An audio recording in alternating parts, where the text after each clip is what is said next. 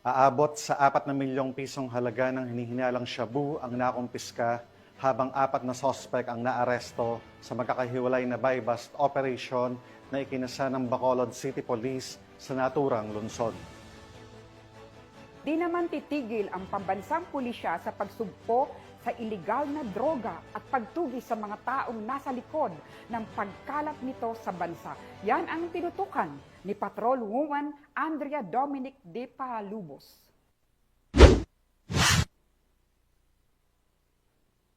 Muling pinatunayan ng Bacolod City Police Office ang kanilang walang sawang laban kontra iligal na droga matapos madakip ang 4 na sospek sa magkasunod na buy-bust operation sa Bacolod City na nagresulta sa pagkakakumpiska ng higit sa 4 na milyong halaga ng hinihinalang shabu nito lamang ika-10 ng Agosto taong kasalukuyan. Sa isinagawang operasyon ng City Drug Enforcement Unit sa pangunguna ni Police Lieutenant Colonel Antonio Benitez Jr., bandang 8:34 ng gabi sa Zone 5 Barangay Handumanan, naaresto ang 2 lalaki na kinilalang sina alias Levy, residente ng Barangay Handumanan, at alias Rihil, residente ng Barangay Estefanía, Bacolod City. Kuha mula sa mga sospek ang humigit kumulang 520 gramo ng hinihinalang shabu na may tinatayang halagang 3,536,000 piso. Makaraan lamang ang ilang minuto, dakong 8:42 ng gabi, isang panibagong operasyon ang isinagawa ng Bacolod City Police Station 8 sa Purok Gracia, Barangay Singkang Airport sa pamumuno ni Police Captain Greque Cayaw, Officer in Charge. Nadakip naman ang 2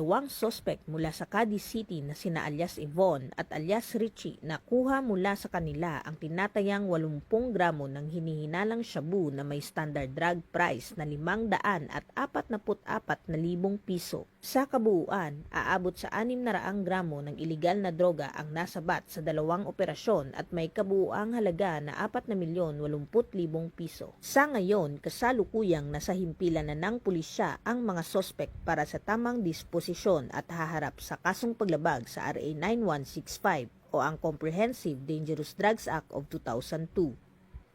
Pinuri naman ni Bacolod City Police Office City Director Police Colonel Joristy P. Coronica ang determinasyon ng kanyang mga tauhan sa matagumpay na operasyon.